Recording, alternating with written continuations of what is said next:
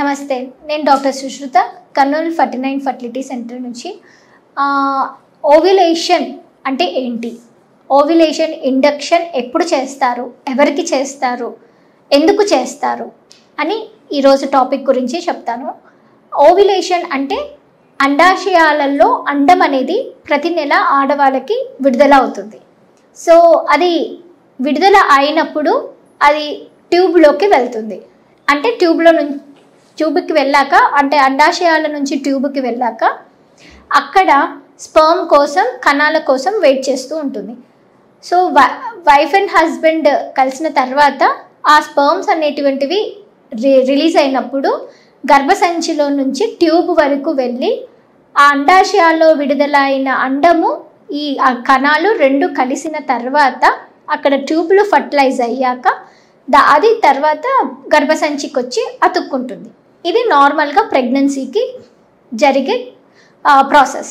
So ఇది జరగనప్పుడు egg అనేది విడుదల అయిన తర్వాత కూడా అది గనక ఫామ్ అంటే ప్రెగ్నెన్సీ కానప్పుడు, కలవనప్పుడు అది నార్మల్గా ప్రొజెస్ట్రాన్ హార్మోన్స్ రిలీజ్ అయిన తర్వాత విత్డ్రా అయ్యాక డేట్ అనేది వస్తుంది. ఇది నార్మల్గా జరిగే ప్రక్రియ. సో మనకి కావాల్సింది ఏంటి, ఓవ్యులేషన్ ఎప్పుడు జరుగుతుంది. సో ఓవ్యులేషన్ అనేది ఎప్పుడు జరుగుతుంది అంటే ఆడవాళ్ళకి సైకిల్స్ అంటే నెలసరి డేట్లు వచ్చినప్పుడు కొంతమందికి 28 రోజులు ఉంటుంది, కొంతమందికి 35 రోజులు ఉంటుంది, కొంతమందికి 45 రోజులు ఉంటుంది, ఇంకా కొంతమందికి 60 రోజులు ఉంటుంది. సో మనం దాన్ని ఎలా క్యాలిక్యులేట్ చేయాలి అంటే ఓవ్యులేషన్ జరిగినప్పుడే, అంటే అండాశయంలో అండం విడుదలైనప్పుడు కలిస్తే ఖచ్చితంగా ప్రెగ్నెన్సీ వస్తుందన్న విషయం మేము చెప్తూ ఉంటాం. కాబట్టి అది మనం ఎలా క్యాలిక్యులేట్ చేసుకోవాలి అని చాలామందికి డౌట్ ఉంటుంది. సో మనం ఇక్కడ ఒక ఫార్ములా అనేది క్రియేట్ చేసామండి. సో ఏంటి అంటే ఈ ఫార్ములా ప్రకారంగా డేట్ వచ్చినప్పుడు దాంట్లో నుంచి 14 రోజులు మనము తీసేసిన తర్వాత అప్పుడు వచ్చిన దాన్ని ఓవ్యులేషన్ అంటే ఫాలిక్యులర్ డెవలప్మెంట్ ఓవ్యులేషన్ డే అని చెప్తాం. సో ఇప్పుడు ప్రస్తుతానికి కొంతమందికి 28 రోజులు ఉంటుంది డేట్, నెలసరి 28 రోజులు అనుకుందాం.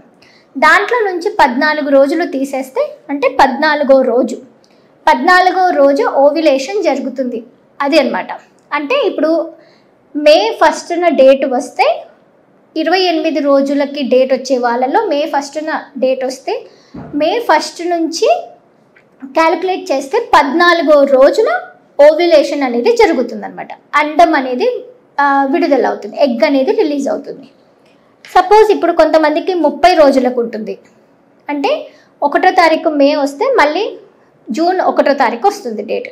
సో అలా ఉన్న వాళ్ళల్లో 14వ రోజున 14 రోజులు సబ్ట్రాక్ట్ చేస్తే అంటే తీసేస్తే 16వ రోజున అండం అనేది రిలీజ్ అవుతుంది. ఇంకా 45 రోజులు ఉన్న వాళ్ళకి దాంట్లో నుంచి 14 రోజులు తీసేస్తే 31వ రోజున మనకి అండం విడుదల అవుతుందని చెప్పచ్చు. ఇంకోటి ఏంటి అంటే 60 రోజులు 14 సబ్ట్రాక్ట్ చేస్తే 46వ రోజున విడుదల అవుతుంది అన్నమాట. సో దీని ప్రకారంగా మనం క్యాలెండర్లో వేసుకొని చూసుకుంటే ఆ క్యాలిక్యులేట్ చేసుకున్న రోజున కలిస్తే మాత్రం ప్రెగ్నెన్సీ వస్తుంది అని మనం అనుకోవచ్చు అనమాట. సో ఈ ఓవ్యులేషన్ జరిగేదానికి కూడా ఇంకొకటి ఏంటంటే యూరిన్ టెస్ట్ కూడా మనం చెక్ చేసుకోవచ్చు అండి. LH కిట్ అని దొరుకుతుంది, అంటే ప్రెగ్నెన్సీ కిట్ ఎట్లనో LH కిట్ అనేది దొరుకుతుంది.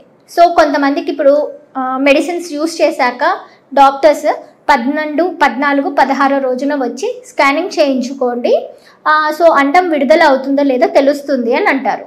సో అలాంటి టైంలో ఒకవేళ సపోజ్ మీరు రాలేకపోతున్నారు అనుకోండి, LH కిట్ అనేది మనకి మెడికల్ షాప్లో దొరుకుతుంది. అది ఈజీగా అవైలబుల్ కాబట్టి అది తెచ్చుకొని యూరిన్ టెస్ట్ ఎలా చేసుకుంటామో ఇది కూడా చేసుకుంటే మాత్రం దాంట్లో 2 లైన్స్ వస్తే ఓవ్యులేషన్ పీరియడ్ అన్నట్టు మనకి తెలిసిపోతుంది. Thank you.